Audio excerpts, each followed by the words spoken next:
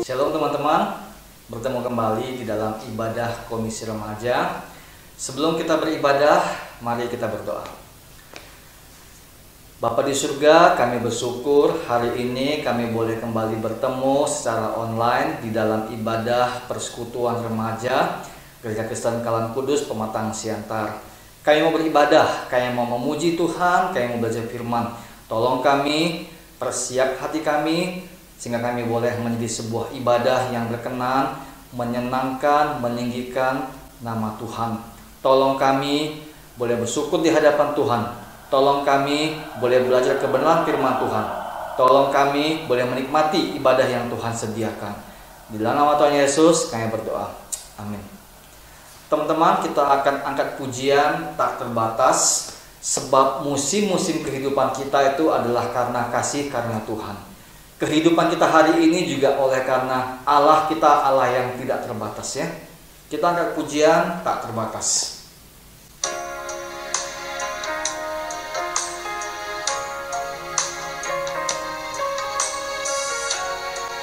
Sekalipun kita bergumul di hadapan Tuhan, bergumul dengan persoalan kita, ingat ada Tuhan yang baik dalam kehidupan kita. Musim berlalu, namun Kau selalu peliharaku. Kasih dan setiamu tak pernah lalu di hidupku. Lebih luas dari samudra kebaikan-Mu Bapa, takkan habis di hidupku. Lebih tinggi dari cakrawala, tak terbatas kasih-Mu. Sungguh ku bersyukur. Kita angkat bunyi sekali lagi ya. Semusim berlalu, namun Kau selalu peliharaku. Kasih dan setiamu tak pernah layu di hidupku. Lebih luas dari samudra kebaikan-Mu Bapa, takkan habis di hidupku. Lebih tinggi dari cakrawala, tak terbatas kasih-Mu. Sungguh ku bersyukur.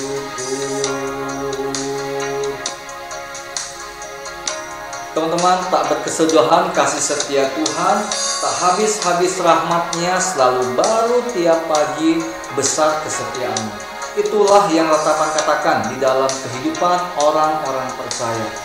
Mari kita bersyukur untuk musim kehidupan di mana ada Tuhan yang memimpin, menyertai, menolong setiap orang-orang yang bersandar kepada Dia ya.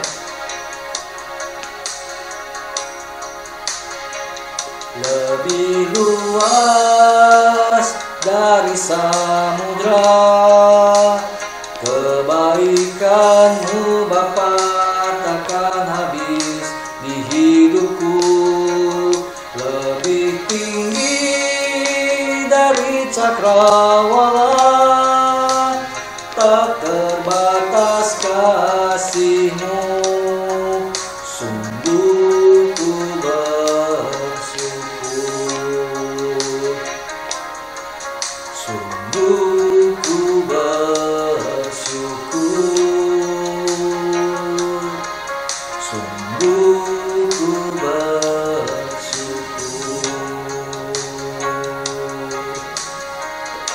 Kita akan belajar firman, kiranya firman Tuhan boleh menolong kita menjadi murid Tuhan yang baik.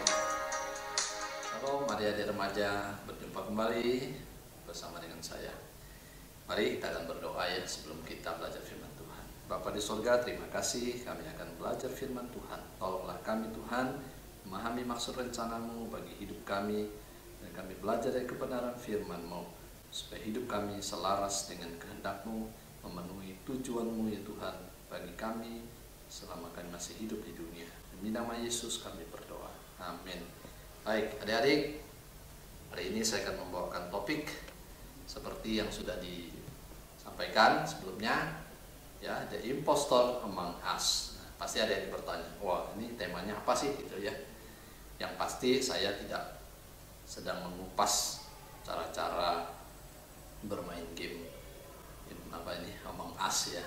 Saya juga bukan mau ngajarin bagaimana mengetahui siapa impostor di dalam game atau dalam bermain Among Us ini, adik-adik sekalian ya. Saya sendiri sebetulnya tidak bermain game ini ya. Saya hanya membaca berita tentang game ini, lalu sedikit tahu kira-kira sebenarnya permainan ini ngapain aja sih orang-orang di dalamnya gitu ya, yang main ini begitu.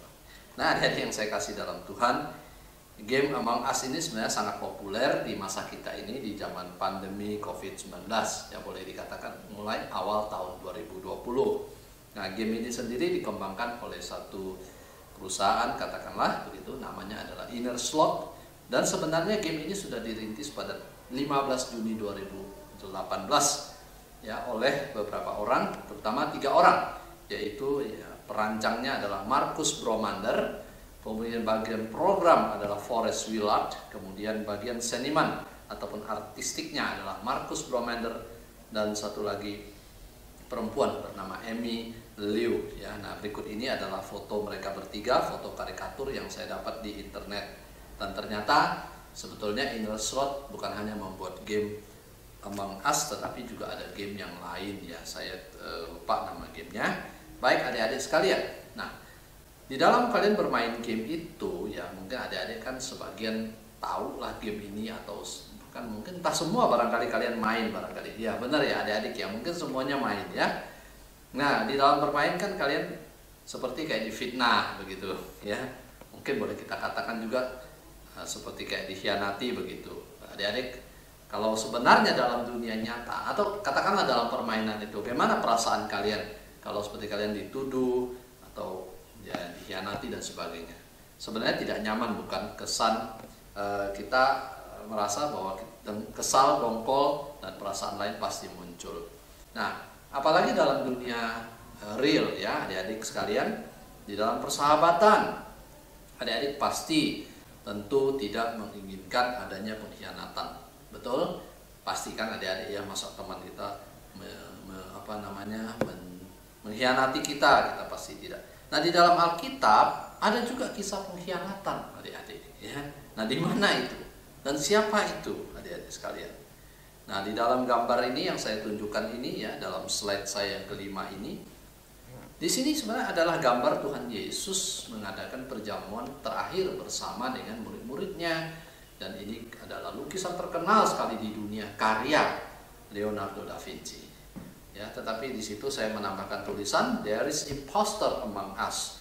Lalu di situ dibuat meme, ada satu apa sih namanya tokohnya ini, tokoh-tokoh yang main game ini kalau nggak salah crewmate-nya gitu ya, atau apa istilahnya ya, impostornya kalau dia musuh yang jahatnya impostor berarti. Nah, di situ ada satu impostor, coba lihat tuh ya, yang warna oranye, terus di situ lihat ada kayak pegang pisau satu ya, udah gitu pisaunya mengarah ke Tuhan Yesus lagi ya.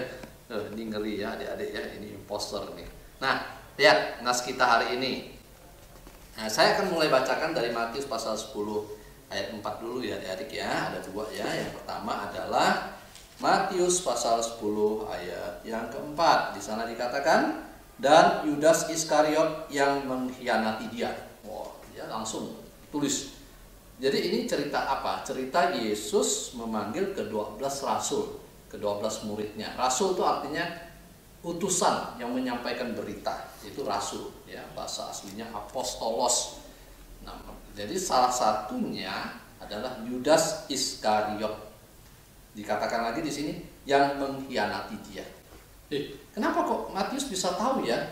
Maksudnya Yudas bisa mengkhianat, kok dia bisa tahu? Adik-adik jangan salah, Matius menulis Injilnya lama setelah Yesus kembali ke surga.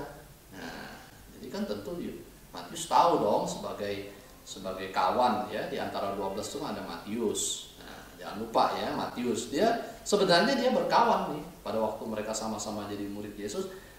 Mereka berkawan ya, sehari-hari bersama. Tahu-taunya Yudas ini si impostor ini tadi ya, si pengkhianat sih yang menjual Yesus itu. Nah, sekarang kita lihat Injil Yohanes pasal 13. Injil Yohanes pasal 13 ayat 21 sampai yang ke-30.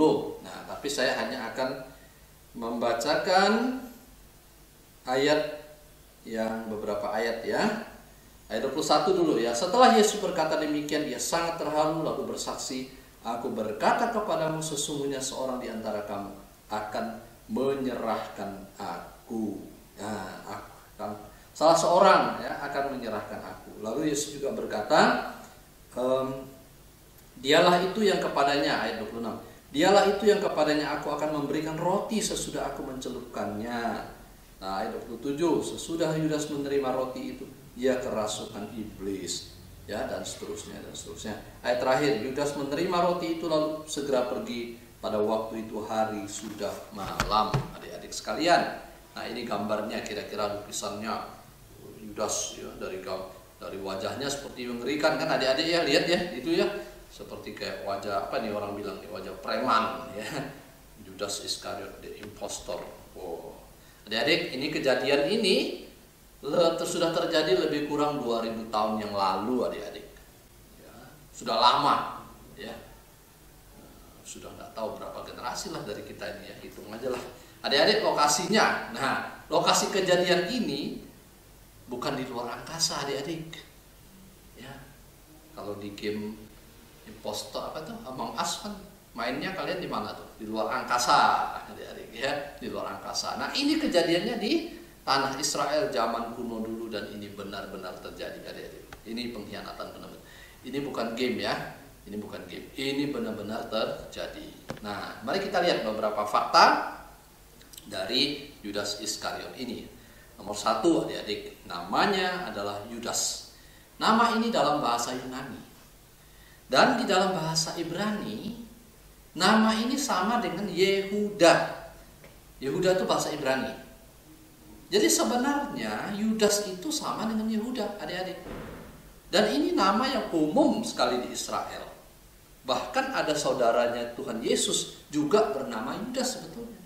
Jadi ini nama biasa. Ya, kayak hari-hari beginilah nama yang umumnya juga sangat umum ya, misalnya gitu. Nama yang biasa. Nama kita sehari-hari Anton, Budi, nah, begitu kira-kira ya. Nah, Gunawan lah dan sebagainya dan sebagainya. Ya, mohon maaf nih ya, nama-nama yang kebetulan sama saya sebut tadi itu hanya contoh. Ya, adik-adik sekalian, jadi nama itu bagus sebetulnya. Apalagi yang nama itu artinya apa? Yudas itu artinya Allah dipuji.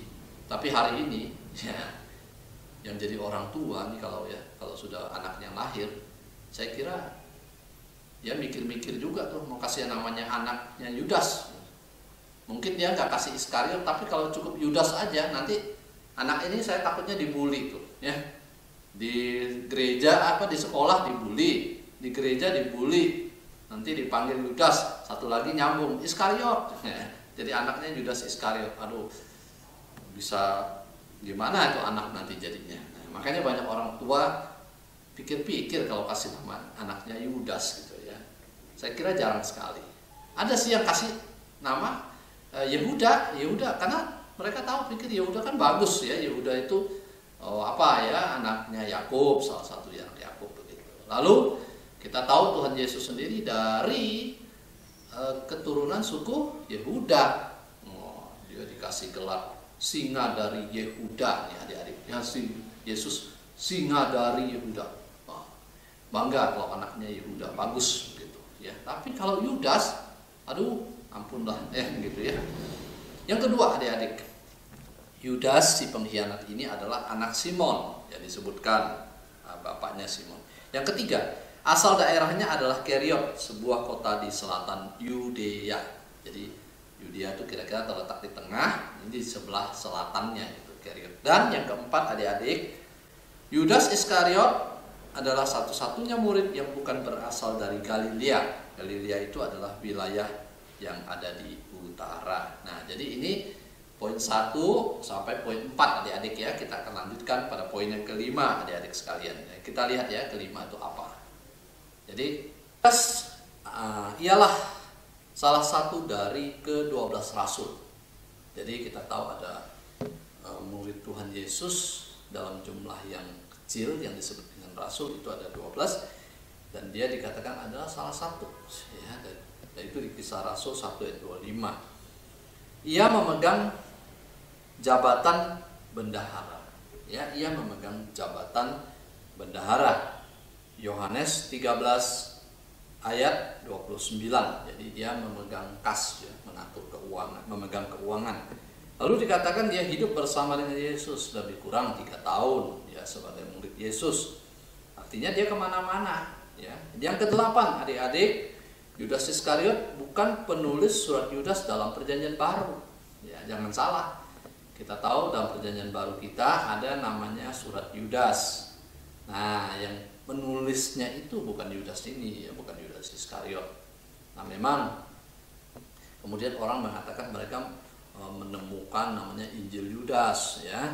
Tapi adik-adik ya, jangan percaya ya, Injil Yudas itu bukan bagian dari Injil kita, bukan bagian dari Alkitab, dan Injil Yudas itu ya bukan Injil yang benar ya, bukan Injil yang menceritakan Yesus dengan benar ya, tidak ya.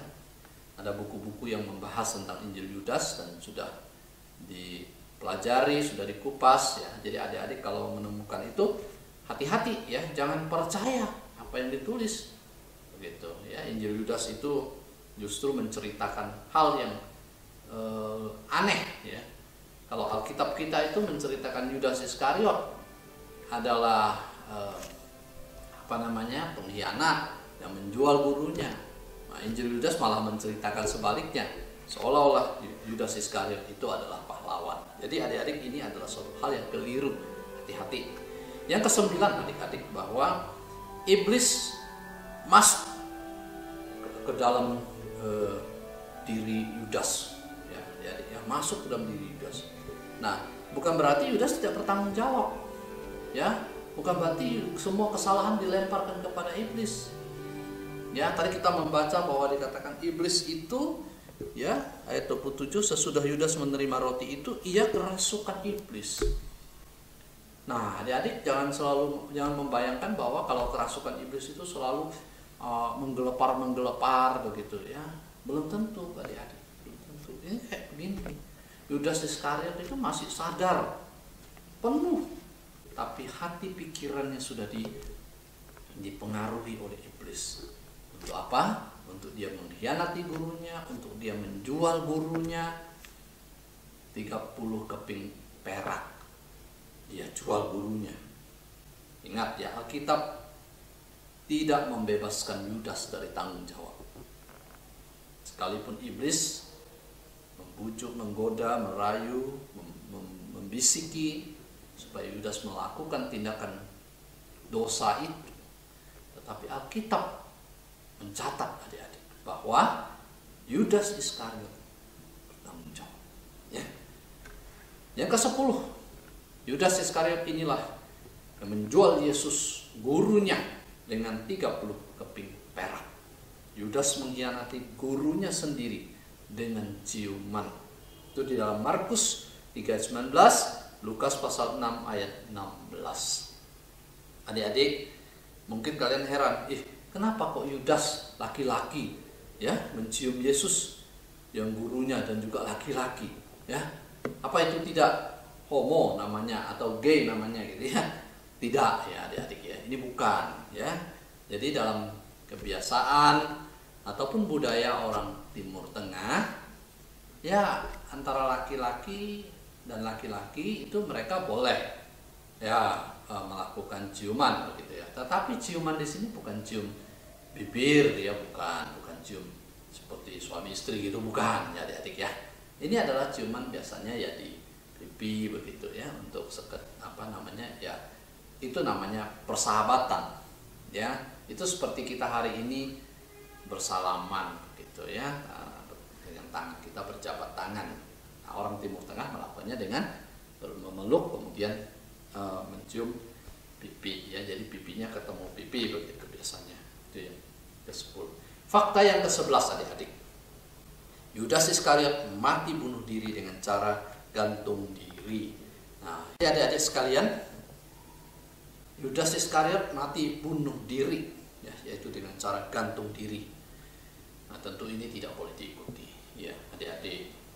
Sesulit apapun masalahmu, seberat apapun persoalanmu, jangan mengambil jalan pintas ini.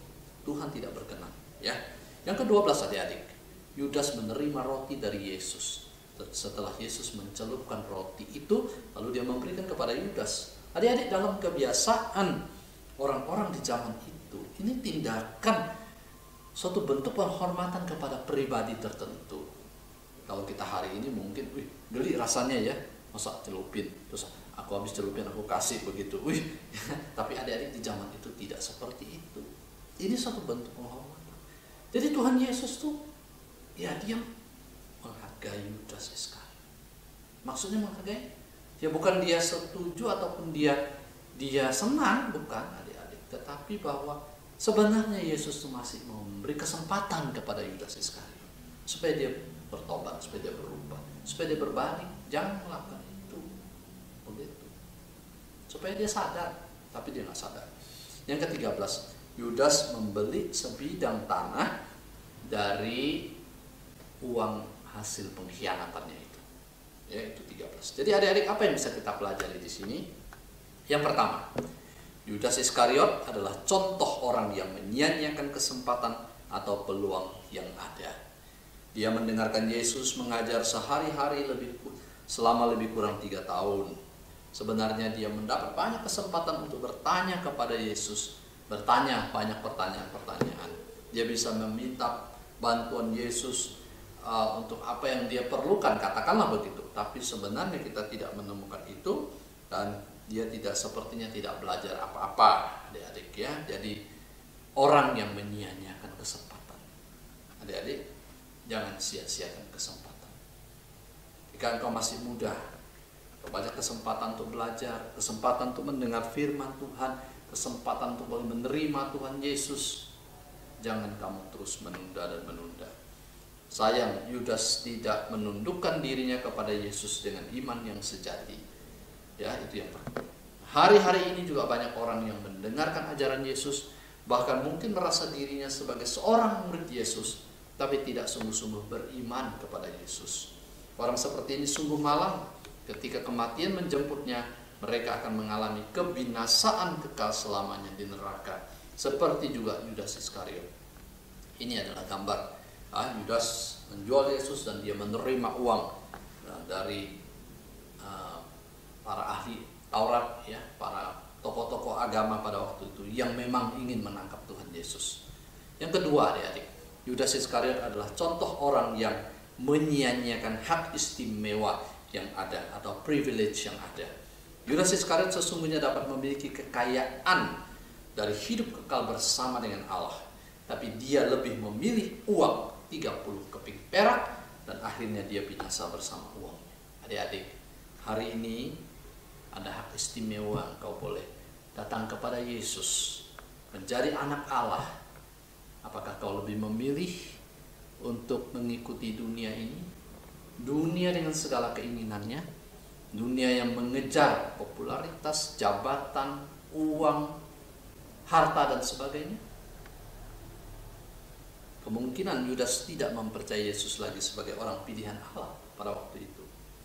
Maka saat itu setan berpikir bahwa dengan kematian maka misi Yesus akan gagal. Namun yang tidak diketahui oleh setan ialah bahwa justru kematian Yesus di kayu salib adalah bagian yang paling penting dari keseluruhan rencana keselamatan dari Allah bagi manusia. Yang ketiga adik-adik, Yudas Iskariot adalah contoh orang yang memiliki sifat tamak akan uang atau harta dan ia menjadi korban dari sifat tamaknya itu. Yudas Iskariot menyesal, memang, tapi dia tidak bertobat. Bahkan lebih konyol lagi, dia gantung diri, dia bunuh diri. Ya, kita mengatakan dia jatuh, terjerembab, bahkan dikatakan perutnya itu terbelah, isinya itu sampai keluar. Nah, adik-adik sekalian, Petrus juga melakukan kesalahan sebetulnya. Petrus pernah menyangkal Yesus. Tapi Petrus, dia bukan hanya menyesal, adik.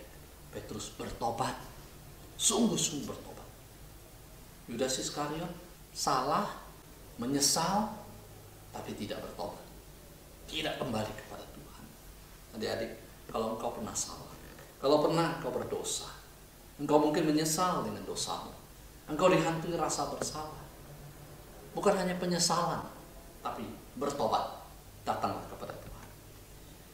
Judas was the impostor. Ya.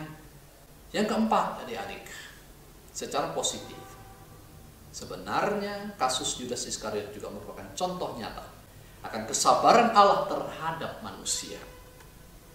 Yesus tahu akan sifat tamak dan ketidakjujuran Judas Iskariot, dan Yesus bersabar selama lebih kurang 3 tahun menunggu Yudas bertobat dari dosa-dosanya. Yesus selalu menanti Yudas berubah. Bahkan Yesus masih menyebutnya sahabat setelah Yudas mencium Yesus dengan cium pengkhianatannya. Yesus sungguh mengasihi Yudas Iskariot. Ya, di dalam Injil Matius 26 ayat 49 sampai 50 berbunyi demikian. Dan segera ia maju, ia Yudas ya, maju mendapatkan Yesus dan berkata, "Salam Rabi." Lalu mencium dia, mencium Yesus. Ya, Rabi artinya guru.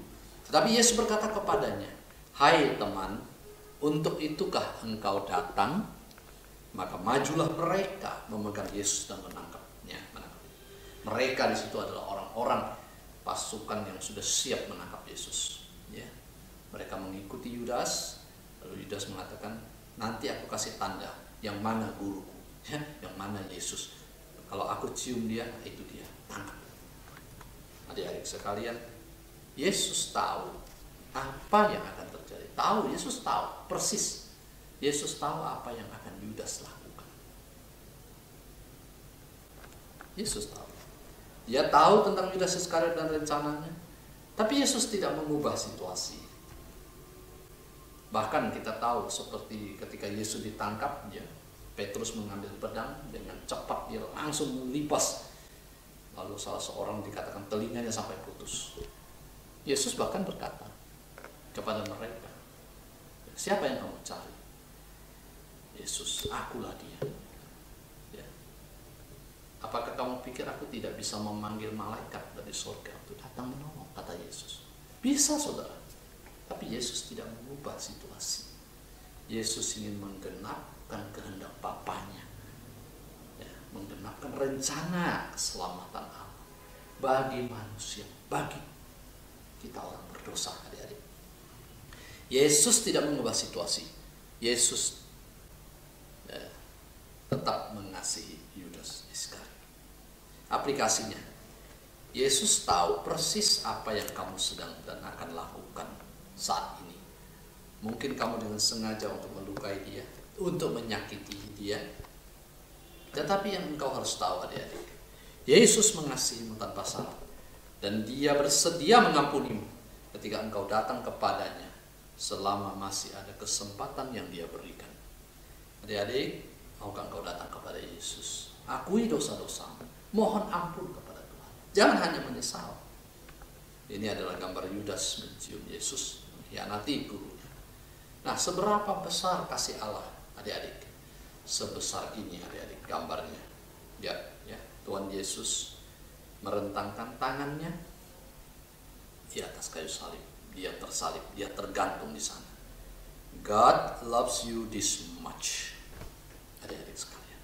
Ya, demikianlah firman Tuhan yang bisa kita pelajari, khususnya tokoh Yudas Iskariot ini. Bukan untuk kita pelajari sisi negatifnya, bukan untuk kita tiru kejahatannya, ketidakjujurannya, pengkhianatannya, bukan.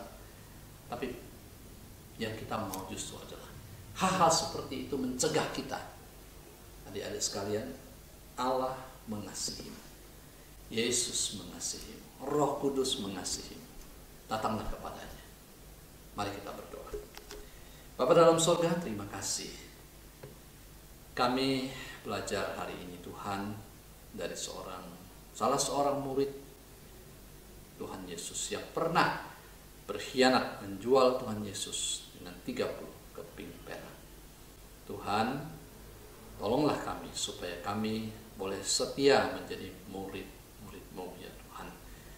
Walaupun memang kami ada kesalahan, kami ada kelemahan, kami ada dosa. Tapi Tuhan, kami bukan hanya menyesal, kami datang kepadamu, kami ingin bertobat.